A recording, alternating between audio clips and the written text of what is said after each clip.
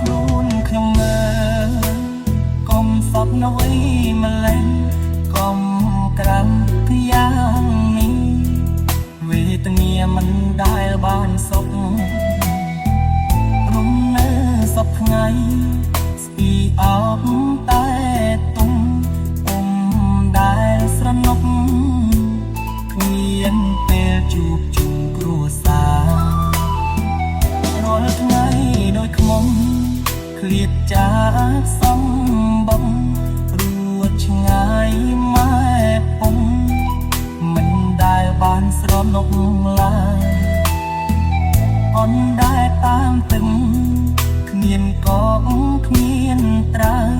អោទេវតាតើខ្ញុំគួរធ្វើយ៉ាងណាជីវិតខ្ញុំមើលលំបាកអ្វី